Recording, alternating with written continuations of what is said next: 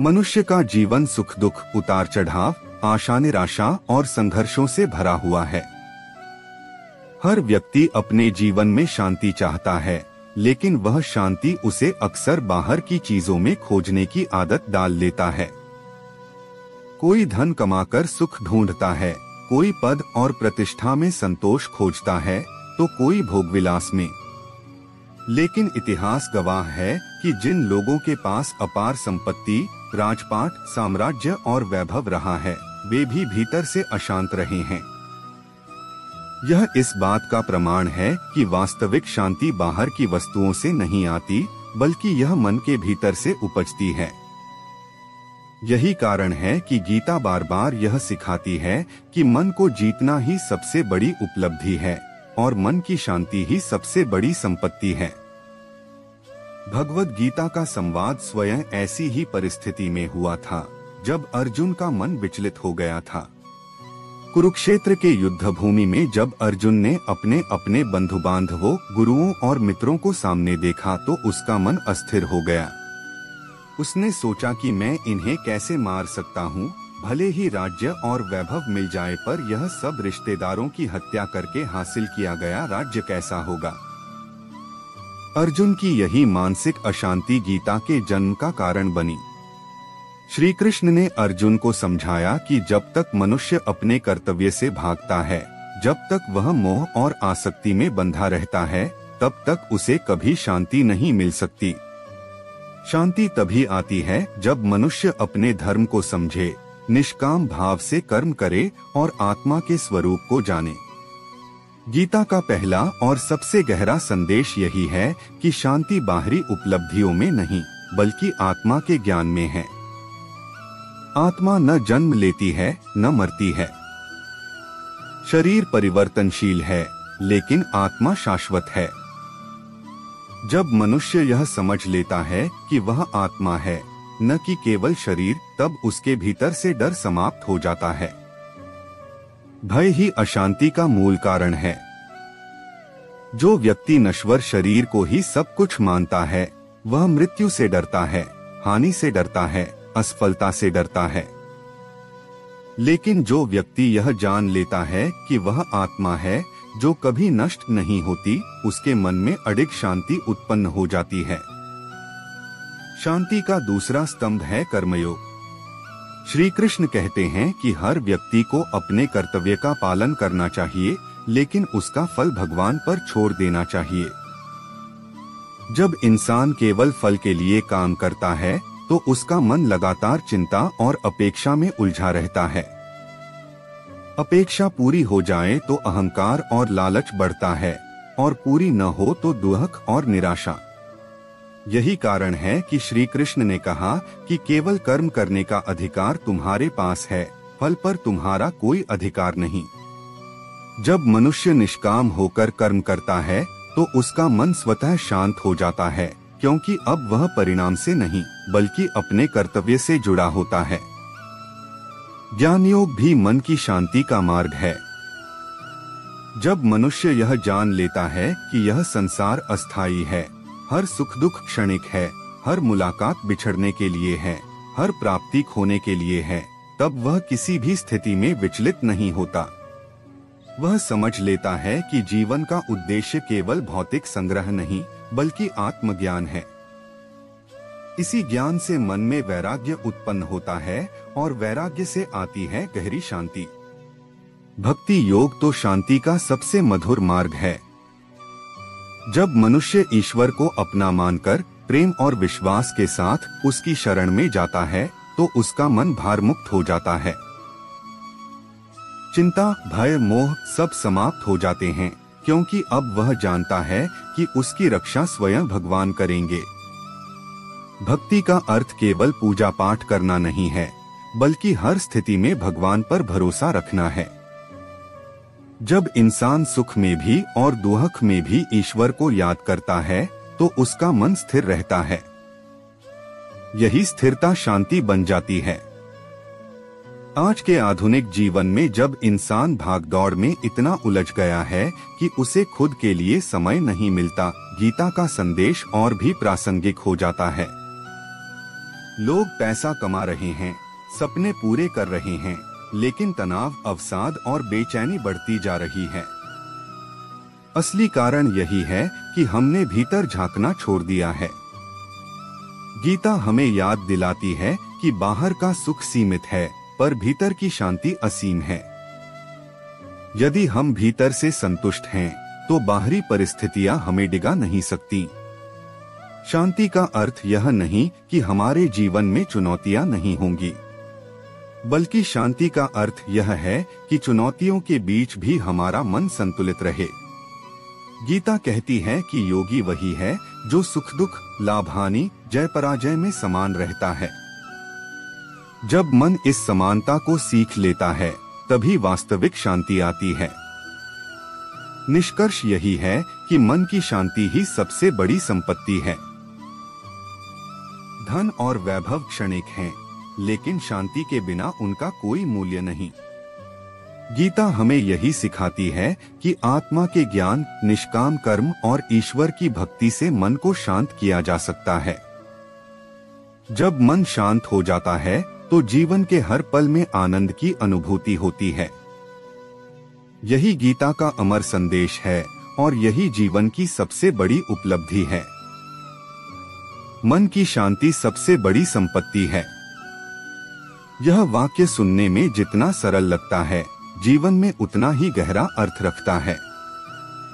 अगर हम चारों ओर नजर डालें तो पाएंगे कि हर इंसान किसी न किसी रूप में शांति की तलाश कर रहा है। कोई धन कमाकर, कोई प्रसिद्धि हासिल करके, कोई रिश्तों में प्रेम खोजकर, तो कोई साधना और ध्यान के मार्ग से। लेकिन सच यही है कि अधिकतर लोग यह भूल जाते हैं कि शांति कोई बाहरी वस्तु नहीं है जिसे कहीं बाजार से खरीदा जा सके या दूसरों से प्राप्त की जा सके। शांति तो भीतर की अवस्था है। गीता इसी आंतरिक शांति की ओर हमें ले जाती है। भगवद गीता एक युद्ध भूमि में बोली गई थी। सामान्य तौर पर लोग सोचते हैं कि युद्ध के मैदान में तो केवल हिंसा और अशांति होती है, वहां शांति का संदेश कैसे दिया जा सकता है। लेकिन यही गीता की अनोखी विशेषता है कि उसने जीवन की सबसे बड़ी सच्चाइयां हमें उसी क्षण बताई जब मनुष्य सबसे अधिक विचलित और अस्थिर था। अर्जुन, जो कि एक महान योद्धा था, युद्ध भूमि में खड़ा होकर अचानक ही मोह और करुणा से भर गया। उसे अपने बंधु बांधवों की याद आई और उसका मन युद्ध करने से पीछे हटने लगा। उसकी आत्मा दुविधा में थी। यही दुविधा हर मनुष्य के जीवन में कभी न कभी आती है। कोई कठिन निर्णय लेना हो, किसी संबंध में उलझन हो, जीवन के उद्देश्य पर प्रश्न उठे, हर जगह मनुष्य का मन अशांत हो जाता है। इसी मन की अशांति को दूर करने के लिए श्री कृष्ण ने गीता का उपदेश दिया। उन्होंने बताया कि सबसे पहले हमें यह समझना होगा कि आत्मा शाश्वत है। आत्मा न जन्म लेती है, न मरती है।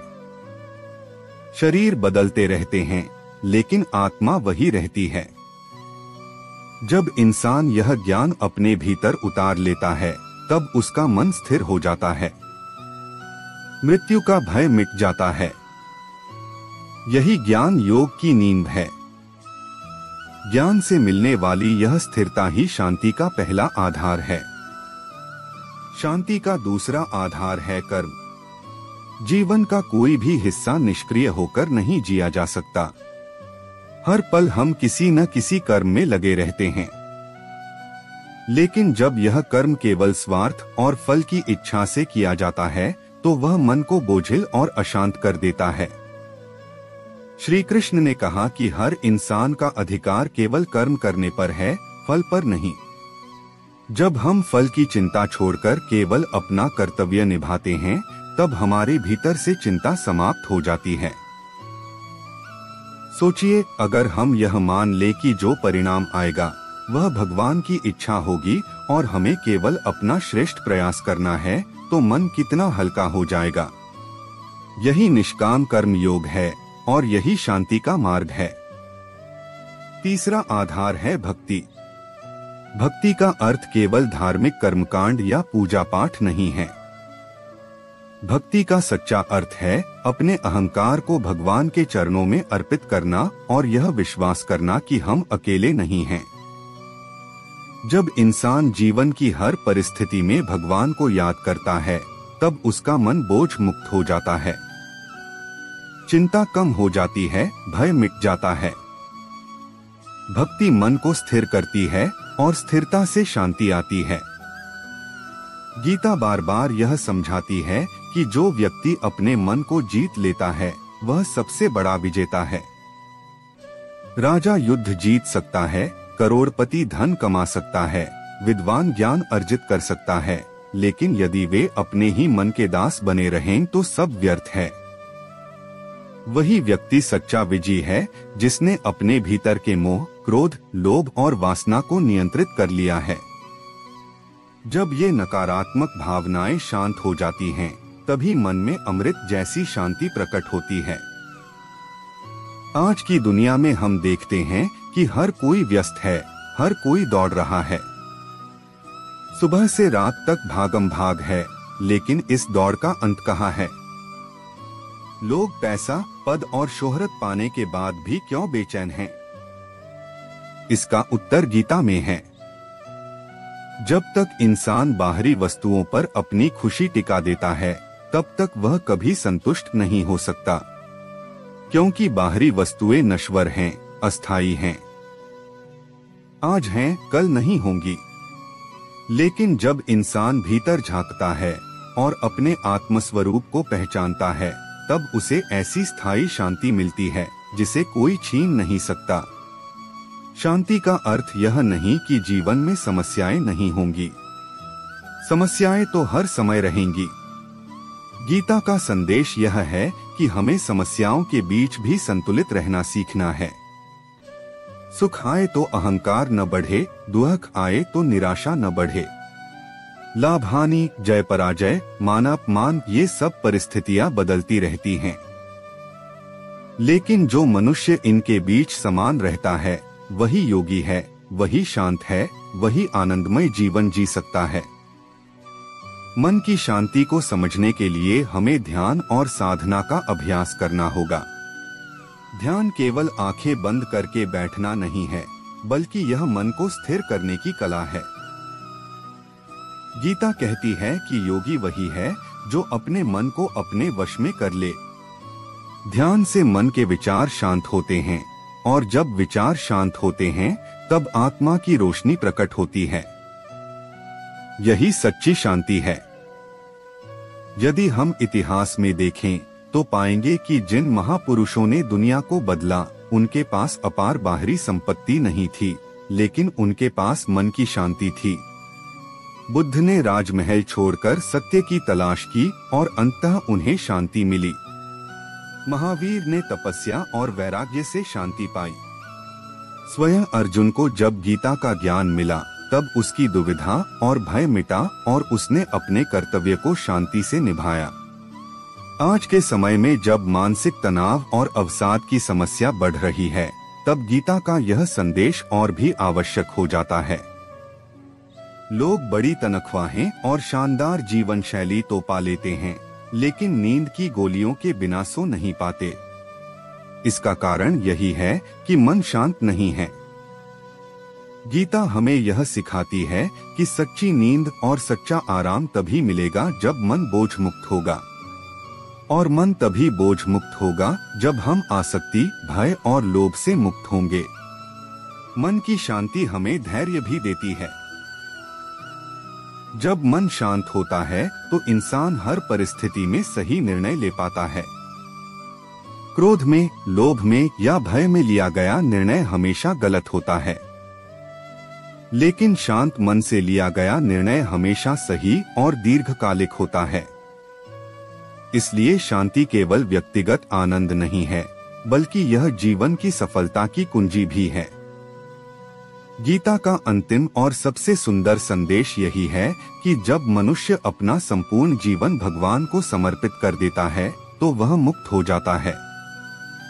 तब उसके लिए कोई चिंता, कोई दुख, कोई असफलता मायने नहीं रखती। उसे पता होता है कि वह केवल एक साधन है, असली कर्ता भगवान हैं। यह समर्पण मन को पूर्ण शांति देता है। इसलिए कहा गया है कि मन की शांति ही सबसे बड़ी संपत्ति है।